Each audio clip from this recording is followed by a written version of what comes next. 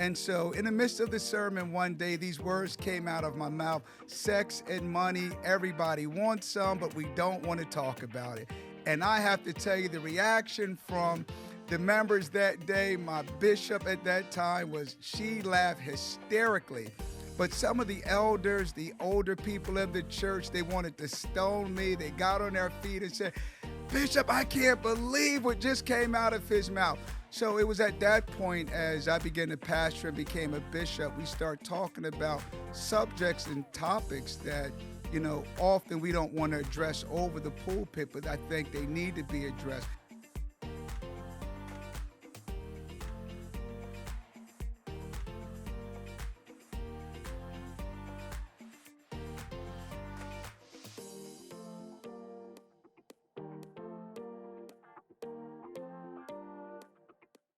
Good afternoon, morning, evening, or wherever you're at in the world today. We'd like to welcome you to Conversations Beyond the Pulpit, the podcast where we explore the complexities of faith in everyday human experiences. I'm your host, Bishop Joseph N. Roberts Jr., with my lovely co-host, my wife, Michelle Roberts. Talk to him, dear. And I'm your co-host, elect Lady Michelle Roberts. So today we're going to be discussing a very interesting topic, guys. Sex and money, everybody wants some. So the genesis of this episode of the podcast today, about 21 years ago, I was a young minister at my church where the Spirit of the Lord truly moved, but we were a very traditional church. We were a church where I probably was the youngest minister at that time, and we were evolving, emerging into this 21st generation that we are now attached to preach to. And so in the midst of the sermon one day, these words came out of my mouth: sex and money, everybody wants some, but we don't want to talk about it. And I have to tell you, the reaction from the members that day, my bishop at that time, was she laughed hysterically. But some of the elders, the older people in the church, they wanted to stone me. They got on their feet and said, "Bishop, I can't believe what just came out of his mouth." So it was at that point, as I began to pastor and became a bishop, we start talking about subjects and topics that, often we don't want to address over the pulpit, but I think they need to be addressed. So we got this safe space today where I'm not in the pulpit, I'm not in my robe, and just want to talk about the things that we need to be fruitful and productive in life. So today we're going to talk about sex and money. Everybody wants some. God created all things good for us. I believe when you are married and you're in a healthy and productive relationship, and we know as time go on, things changes in our life, but still, sex is a part of marriage. We talk about what is the number one cause of divorce today. It's money. So people not understanding how to manage finances, not even knowing what money is. Sometimes we just look at money as green bills and change that we have in our pocket, but money is a medium of exchange, and we have more than we think we have, but we haven't been taught about the usage of it and what its purpose really is in the kingdom. So today we want to talk about what we all want. We want healthy and productive marriages, and not just from a perspective of intimacy, but there is a physical attraction that we have to our spouses. So in having that physical attraction, there's things that come along with it. I might have some kids watching today. So, how do we maintain a healthy and vibrant sexual relationship, as well as making sure what is there to attack our marriages, deficiencies of, or the lack of not having enough money. And I believe that one really shouldn't affect the other one when our faith and our principles is built in God. Dear, any comments on that before we get started today? No, I think that's pretty much hit the nail on the head. Okay. So we're going to dig into and dive into, guys, some of the complexities of our marriage, some of our health issues. I don't want to talk about your marriage because you might send me a text or get a hold of our technical team. So I'm going to talk about us personally. So I want everybody to know, relax, cool your jets today. These are topics we talk about behind closed doors, but let's bring it to the forefront today. Yes, I am a bishop. I love the Lord with every fiber of my being, but I'm a man and I'm also a husband. I am a entrepreneur, so every day I have to deal with finances. I have been through bankruptcy. We have had the ups and downs, the ebb and flows of not having enough money at some points in our life. And I can tell you today that when we went through tough times financially, it did not stop our intimacy. It did not stop our willingness to be compatible sexually with each other. So I just want you to know today, as we departmentalize the two subjects, we're going to deal with sex first. You know, God created Adam and Eve. I can't stress that enough. Adam and Eve. And he told them to be fruitful and multiply, replenish the earth. So when we look at how do a man and a woman be fruitful and multiply, it's through intercourse. It is a natural, beautiful estate that we should be able to healthy and vibrantly indulge in when we are married. This is not for the unwed, the topic of sex. You can be unwed and want to deal with money, but sex is for married people. And I can say that because we both have children out of wedlock. We were single parents at one point in our life. And as we grew in the grace of our Lord Jesus Christ, we understand that sex is for married people.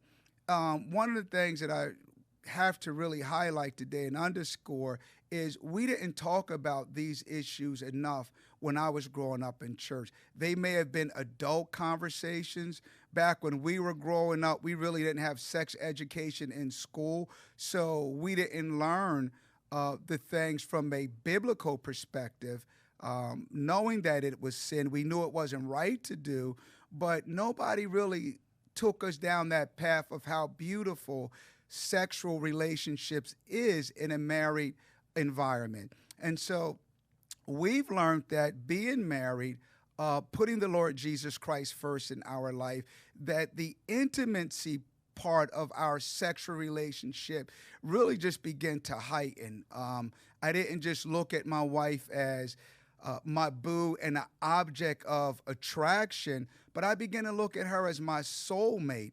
And when God created Adam and Eve, that's what she was. She was his soulmate. So he felt what she felt what he felt.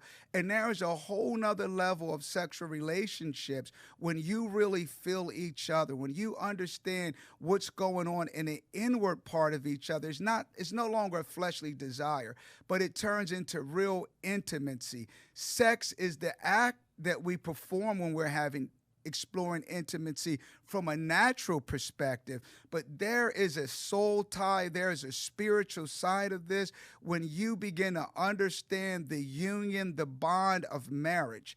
And so we talk about this from a physical standpoint today, but I believe that when you are spiritual and you have that bond of marriage, it becomes such an intimacy.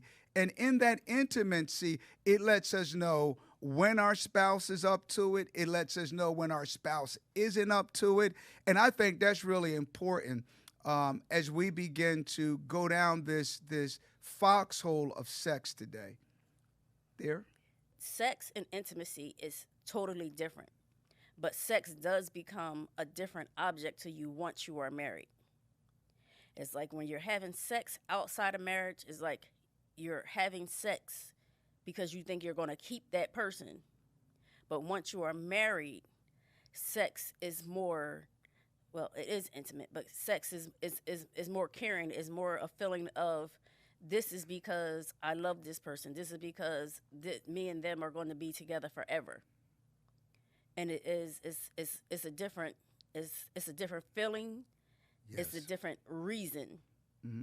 Amen. Like God said when he created Adam and Eve, he wanted them to multiply and replenish the earth.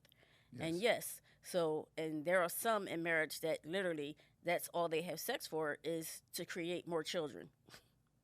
But sex is definitely a part of your marriage that you have to keep going. Mm-hmm. And like he said, even concerning health, some people have health issues within marriage, but there are always ways still that you can still be with each other sexually, that will keep each partner Satisfied. satisfied. But satisfied is Fulfilled. not really the word I'm looking Okay. for, but knowing that they Content. are wanted. Okay. That's I the like word that I was word. looking for. But I was looking for another word, but wanted is the word that will work, because if you ignore your partner or your partner ignores you, you tend to think that they are trying to achieve sex from somewhere else. So you don't want that happening. You want that feeling. So you got to have communication. You got to have communication even in sex. Mm-hmm. You know what I mean? All right, I don't feel good today because my back is hurting. So, I don't think we're going to have sex today. Some people get headaches. And for some women, I'm going to tell y'all, some of y'all use that a little bit too much because y'all don't really have a headache. So I never use that in mine because Well, you have a different 'cause kind of the husband headache. too. I'm just going to throw that out there. Well, plus, I'm one of those people. I'm just honest. If I wasn't in the mood, I was just like, today's not the day. Yes.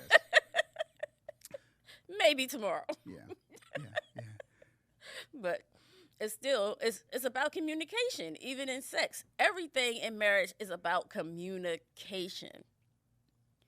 So, what you got to say about that? Well, good point. It's okay if we laugh. We're still saved. Feeling wanted, I think that's a very good part, because sometimes we think there's just, the physical attraction. Mm-hmm. And so we want that person because, our wife is fine, our husband looks good. But inwardly, when somebody loves you and they have a true desire to be with you and to fulfill every part of your life, because that's what love does. Love wants that person fulfilled and complete. And so when there's health issues or you have a headache or your husband has a headache, it's important to understand that a lot of times there's true validity to it. But then there's days where, because of the long days at work, the long days with the children, that the other person may not just feel up to it.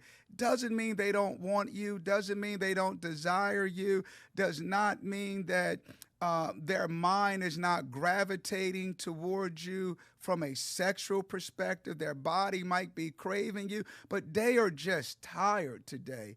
And when we understand marriage and sex, that is a valid reason, not for today, for tomorrow. I will tell every man that is still in good physical shape, I'm in pretty good physical shape, we have to have other, and I'm going to use this word as outlets, because sometimes our testosterone level go through the roof. Running is mine. I enjoy going to the gym. I enjoy exercising. And so even in my workout regimen, I'm going to give you gentlemen some help here. You just cannot go for the testosterone boosting workouts, squats and bench pressing, and don't add no cardio. You have to have a balanced workout regimen that if today is the day that Mrs. You decides that she has a headache or she's tired, that you got something else that can help relieve those endorphins, help lower your testosterone level, because at the end of the day, we want to have sex and intimacy with our married partner, our spouse. We don't want no reasons, give no place to the devil, resist him, and sometimes we got to have things in our life to help us resist what can build up. Being wanted, when you know that your spouse loves you, and it's not just they want you because of the sexual things they perform for you, behind closed doors, but the fact that she gets up and clean, the fact that she's a good mother, the fact that she takes the time to pray with you and she's concerned about how your day went. And same thing for women. Because you have men some days that just, they wake up on 100, they go to bed on 100. They're trying to navigate all of the complexities of being a father, being a husband, being a provider, being a protector. And we get winded some days throughout the day ourselves. I got my sons in the room that's recording the podcast. I see a couple nods, I see a couple frowns, but at the end of the day, we will all come into agreement. The older we get, our drive is not what it used to be. And so therefore, it doesn't mean that we want our spouse any less. Doesn't mean our sexual drive towards them is any less. And I'm going to keep it 100 with you today. There are some days I wake up in the morning flirting with my wife. Dear, you know I love you. You know, I run my fingers through her hair as soon as we get done praying. I go to work. I might send her a couple texts throughout the day. I will find the most gorgeous picture of her on my phone, and I'll send it to her and say, man, look how fine you are. And then I'll have some ebb and flows throughout the day. I probably have built up her expectation, and I come home and I start playing with the grandkids. She look for me. I'm in bed tucked away sleep. So for men, our wives have to deal with those kind of days. It doesn't mean we don't love them any less. The thought was there. Now let me reverse it. Some days the shoe is on the other foot. The thought is there. You know, I'll wake up and I might have a card on my dress or whatever with some hearts and smiley faces. She called me up. What you want for dinner today? It's not the fact that she asked me what I want for dinner. It's how she asked me, what do you want for dinner? You know, and my mind goes right to more than just dinner that day, if you understand what I'm saying. And so by the time I get home, you know, due to health conditions, things may happen. And dinner's wonderful and dinner's great. And guess what? I'm going to the gym at 6 o'clock. It's okay. We'll get over it. We'll keep going. Another day, another opportunity. And when you love and desire each other, what didn't happen today, what didn't happen next week, let me tell you, when it does, because of love and intimacy, it's well worth the wait. So being patient with one another is very important. I said all of that in a very extrapolated way just to get there. Be patient. Marriage is for a lifetime. It's for a lifetime. So if you go a week, 7 days, if you go 21 days, it's okay. Glory to God. The desire has not left. Well, women, me being a woman and me having lots of friends growing up and knowing friends, there are some women that are more sexual than men. Meaning there are some women that, keep it real, that want it more than men do. And you may have a husband that, you know, don't think sex is that important and don't want to have it all the time. So women, you too, you have to have an outlet, something you like to do, whether it's baking, cooking, sewing. Can I interject one point? Women, let cooking be your outlet and your husbands will be very happy. Sorry, excuse me. But you need an outlet too. And there was something I was in counseling. I was mentoring one woman. Well, I wasn't mentoring her, but we were having counseling sessions, and she was like, she just don't understand it. And I had to let her know, you know, sometimes before, even if, you know, sex isn't something you dove into until after you got married, or if you dove into it before you got married. If you don't know how to keep yourself satisfied without actually having sex, that's something you must learn about yourself before you even will ever feel satisfied in that area. So whether you know, so when you get married, you can't get dissatisfied with who you're married to, because if you didn't wait for God to put y'all together, it's the one you chose. So now it's your time to choose to keep one another happy. So that's what I have to say about that right there. Good point.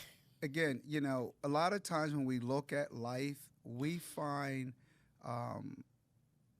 inconsistencies or faults with the people we are with. And my wife made a very good point because you were not satisfied in any area of your life when you got into the marriage. So if you don't have things, rather it's, and I hate to use this, but I will because we're talking about the complexities beyond the pulpit here.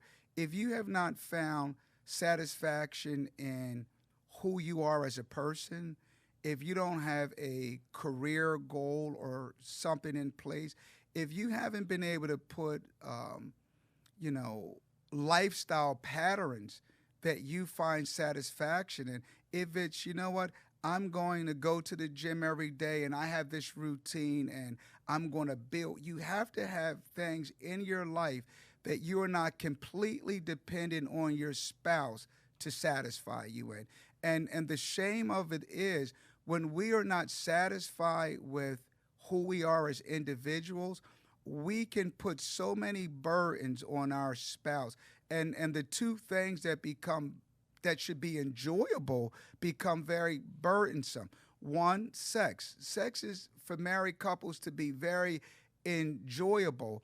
And not only that, it is how God allow us to plenish the earth and replenish the earth and populate, and it gives us legacy and longevity. So I believe that when there is a healthy satisfaction within each other and now you're intimate together, you know, you have two people, you know, projecting positive seeds. I'll use this word, a positive vibe, you know, through the Holy Spirit. And what do you think you're going to produce? You're going to produce a very vibrant, happy child. But if sex is just an act of you want to be satisfied, then, you know, soon as the act is over, you go right back to being that miserable person until you get some again. So as my wife just said, find those things in life that will complete you. And then sex becomes such a very intimate, euphoric experience and not just a natural experience. I said two things that should be very healthy for a marriage. Even building, you know, money together. And again, I use the word money. I would rather use the term finances, but I'm just going to deal with money. When you begin to build a productive life together and you start entering into a partnership with your spouse, you know, ways to make money, ways to be successful. Rather it's helping her with a bake sale, a dinner sale. Where we grew up at, that was one of the things we would do. You know, if kids needed to go on a school trip, whatever the case may be, came down time for back to school shopping and you needed to generate extra revenue, make money. So you would say, all right, I'm going to sell dinners this weekend, whatever the case may be. We're going to have a yard sale this weekend. So that shouldn't be a stressful time. You know, oh, there go that woman wanting to fry fish again. No, you should be in there helping her batter that fish, looking at how we can build short-term and long-term money together. There.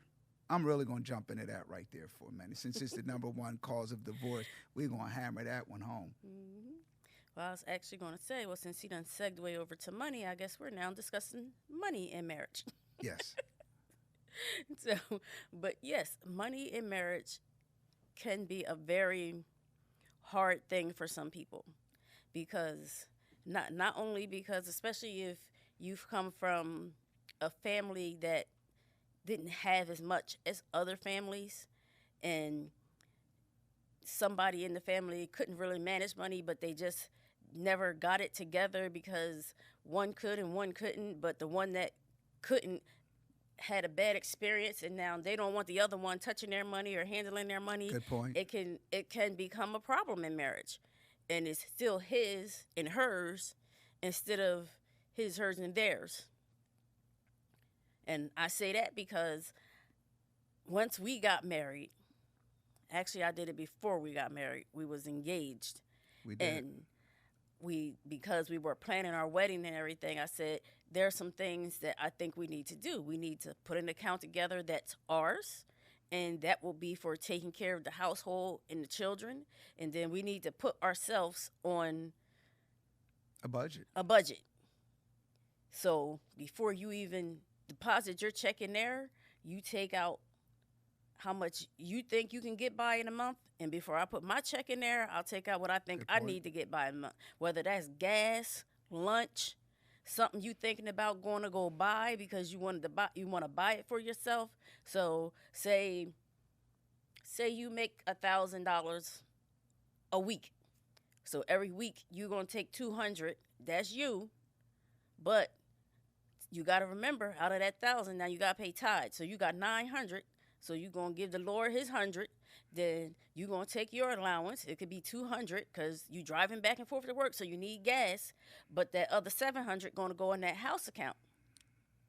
And then out of that house account, not only do you need to have a second account for emergencies, because emergencies happen all the time.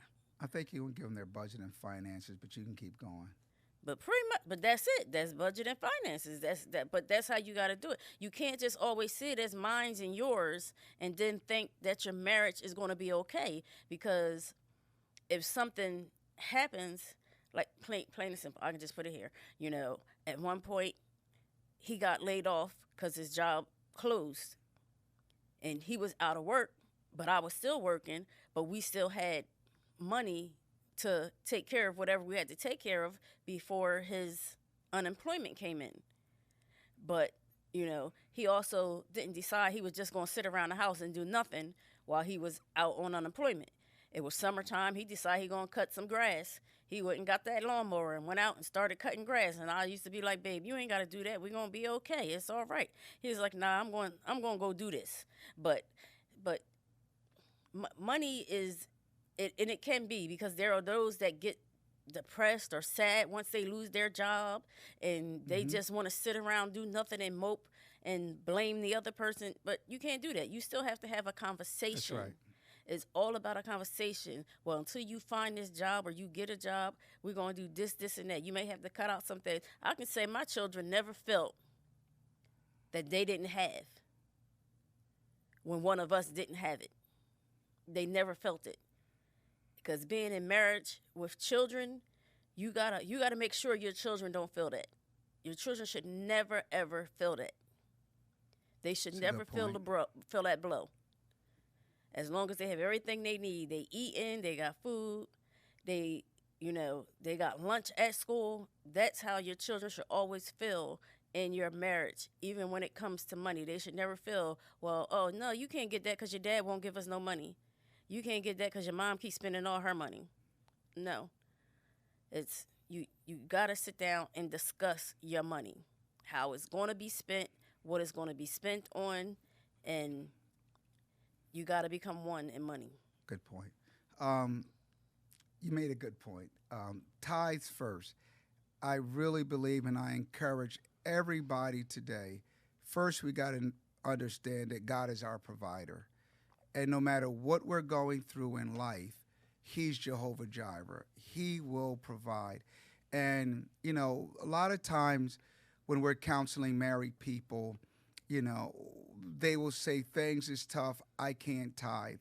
And I'll tell people, you can't afford not to tithe. And I don't say that because I'm the bishop, I'm the senior pastor of the church. It was something that I just believed in. I believe tithing is a part of our covenant. So I would never break covenant with God no matter what I didn't have. You know, as my wife just forestated, there was a time, and it wasn't a long time, I was unemployed for about 5 weeks. And it felt like the longest 5 weeks of my life. I'm telling you, it just felt, and I found stuff to do. But even then, if I went out and made $100, I still tithe. Because money with God is, you know, it's our lowest form of blessings. It is really just us showing God that we love him and we are keeping covenant with him. My wife talked about, you know, money management within the house. And we have couples today, and we understand you have a job, she has a job, this is her money, that's your money. But when you are married, you have to look at how can we work together. And I'll tell you how we run our house. I'm not trying to run yours. I'm telling you what we do. I have my account, my wife has her account, and then we have an account together. For me, my account is for being a pastor and always being a giver. It's for the extra stuff that I want to do for God. It's for the extra stuff that I want to do for my children that is outside of the household budget. And when you get to those tough times, again, with money, we don't look at money as a medium of exchange. We look at it as green dollar bills here in the USA. Sometimes when things get tight, you got to look at your means of exchange. I remember years ago when we were both unemployed at one point, we had a yard sale because we looked at the mediums of exchange. We had kids that had outgrown their power toys. We had our youngest son at that point who was, collecting all of these different, I can't even remember the name of those. Pokemons. I mean, he had a whole collection. And I'm saying, every time I turn around, we're going to GameStop or Toys R Us getting more. And there was, Pokemons that he did not play with anymore. Thank God we didn't get rid of the gold ones back then. But there was some that wasn't that valuable. And I'll tell you this story. In one yard sale, one weekend, we had $3,600 that we brought in of excess stuff just sitting around the house. Now, if we were just your average pessimistic couple, we're both unemployed, we're giving God our all, we would sit there and look at each other funny, be all upset, how did God fail us, arguing with each other. But we looked around our household, gathered the kids up and said, what do you guys got you can't fit no more? What do you got you don't play with anymore? And so that's how we stayed afloat and kept things moving.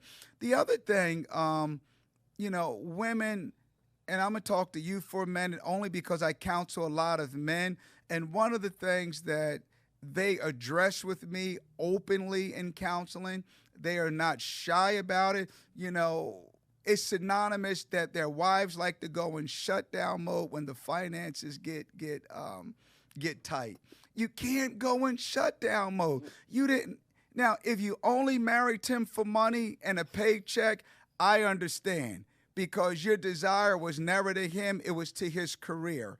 But if you love that man and you didn't just marry him for financial security, but you married him for insurance and not just assurance, then guess what? It's going to turn, because that burden is God. It is God's job to take care of us.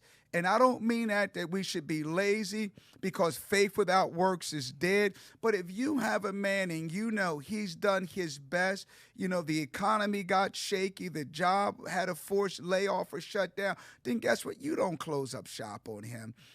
You still stay that loving wife, because he should still stay that nurturing husband. Now, husbands, it's a two-barrel shotgun here. Now, if your esteem was only based on how much money you made, then shame on you, because you still have a God to glorify. You still have a lovely wife that cares about you and love you. So therefore, you can't turn into this beast that she's not used to handling her, because you're going through emotional stress over losing your job. We have to learn how to be consistent in our relationship, because we made a vow, richer or poor. So we might be on the poor side of our life right now financially, but, from a spiritual perspective, you're not bankrupt. You still have that opportunity to be caring, and God will make a way. Sometimes I realize in my life, I'll share a testimony with you. My wife talked about my job shutting down. It did. And I had to take on a whole new career. You call it reinventing yourself. And I had to now enter into an arena that I said I would never go in, and that was sales and marketing. I would cringe every time telemarketer called the house, every time somebody knocked on our door. And my wife said to me, she said, you're trustworthy. You love people. you have a very outgoing attitude. You love the work. You're responsible. You're dedicated to whatever you do. Go ahead out there and give it a try. And I'm telling you, man, I greased myself down with some oil from head to toe. I had a 100% commission sales job, didn't I? And I'm telling you, I made more in 1 month than I had made in the last quarter from that corporate America job. And so I just want you to know, wives, husbands, sometimes in money, when one door shuts, God's opening up another door. He was just making those faithful deposits in your life, building you to the thing that would bring you into increase and overflow. So I said all of that to say this: don't let money today, or the lack of, the shortage of it, cause you to stress out. Cause it now to be a vice in your marriage. And what I mean by vice, something that grips it in your sexual relationship side of your marriage, and now it becomes inactive. And next thing you know, as they say today, you got a girlfriend on the side and a wife, because you're giving her more attention because she don't have the bills that your wife have to deal with. She doesn't have the stress of raising the kids. She's not answering the phone when the bill collector calls. So, that girlfriend that you got, or sometimes we think will give us gratification. No, she don't have the pressure that what lives in your bedroom have. So don't let money make you go outside of the marriage for something that may short-term gratify you. Stay in there. God will provide. Keep loving each other. Keep the shop open. And keep men yourself in a place where you can satisfy your wife in that time. Because you know what happened? We get overstressed. Things don't work like we want them to work. I'm keeping it 100 today. So learn how to keep yourself holy. Keep your mind on him, and he'll keep you in perfect peace. And when we have peace, everything flows harmoniously. There. And I hope that wasn't too much for you guys. Remember, I'm the gentleman 21 years ago who almost got thrown out of his church that I grew up in and I served faithfully in. But it's the truth of the matter, because these are things we have to talk about. We have to. And I understand we have children in church, or maybe not over the pulpit, but this is a safe space. Yeah, so like you said, we're not saying that life can't sometimes become stressful in dealing with these subjects, sex and money. Yes. But we're saying keep your doors open, keep your ears open, keep your mind open, because, yes, things can become stressful in your marriage. But, and I'm not saying there wasn't times where we didn't have stress, but if one of us felt stress, we just had the compassion, and that's what you have to have, is compassion. Good word. To say to one another, look, I don't like the way you acting. What's going on?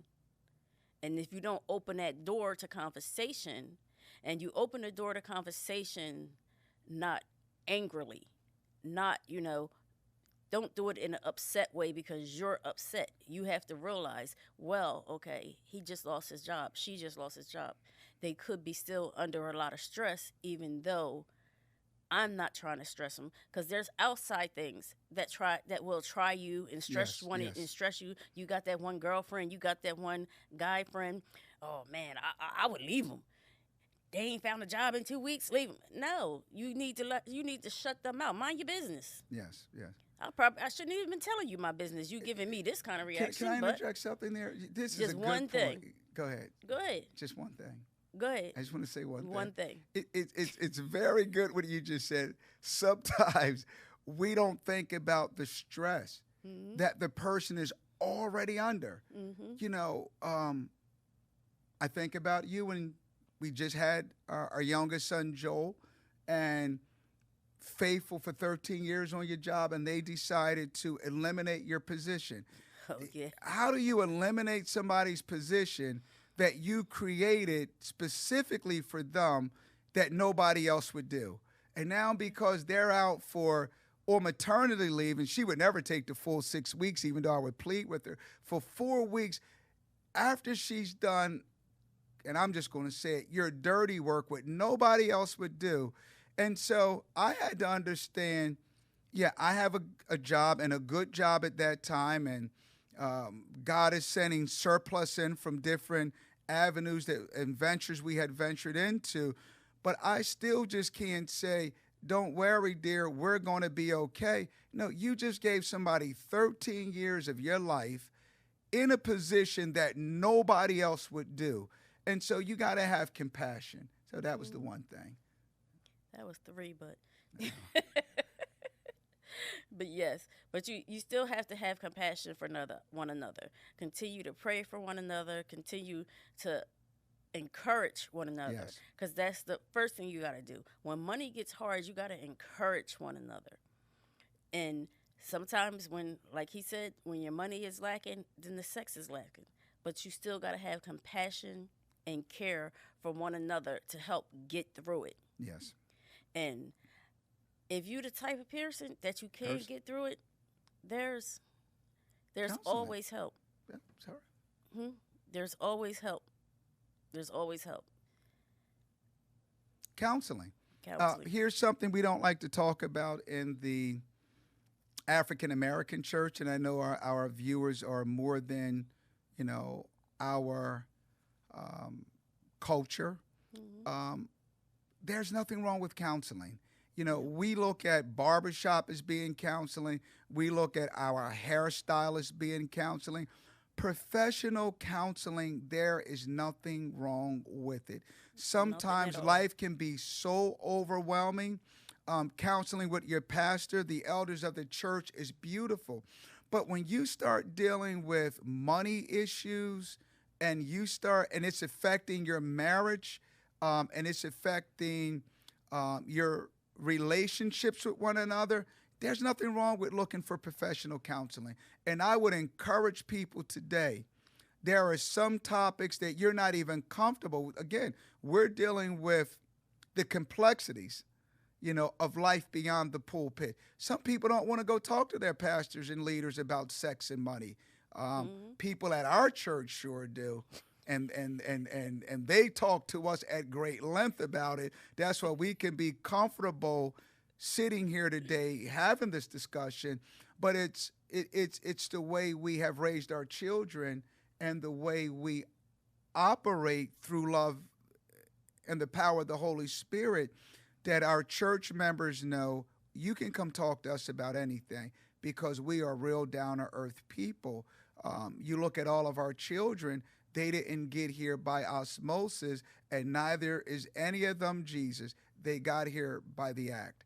And so when you realize that, and there's a blessing in being able to still be compatible from a sexual perspective with one another, and don't be afraid to use the word. Yes, I got it. We make love. We're very intimate. But when you begin to think about the hardship that is placed on the physical side of it, rather it's sickness in your body, or when you start thinking about going outside of the marriage, you're not going out there because you're looking for love and intimacy. No, you're going out there because you're looking for sex. That's what you're looking for.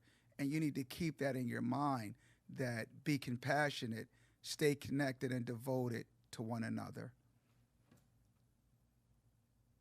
Closing comments there? No, I think we hit the points. May have spent more time on the sex side of it versus the money side of it in my small recap today. Again, don't close up shop. Ladies, men, don't become overly aggressive because you are stressing over the lack of money. She is still your bride. He is still your husband. He's still Boaz, whether he's going through a hard time or not. And she is still as precious as Esther and Ruth, rather she's having a hard time. So be compassionate one towards another. Pray fervently in the Spirit. So to all, that concludes our episode of Conversations Beyond the Pulpit. Our whole discussion point today on sex and money was to encourage you in the Christian faith As we said, we know these two topics aren't spoken often about in your local assembly over the pulpit, but I want you to know it's with all good intentions and purposes to encourage you in the Christian faith. And we ask that until the next time that you will look at our social media channels, visit us on our website, and the upcoming episode, please send us some emails, because the topic that you want in discussion that you're afraid to talk to anybody about, we may grab that topic and put it on our very next podcast. We care about you. We're concerned about the topics that is not readily addressed in the church. So tune in to next time.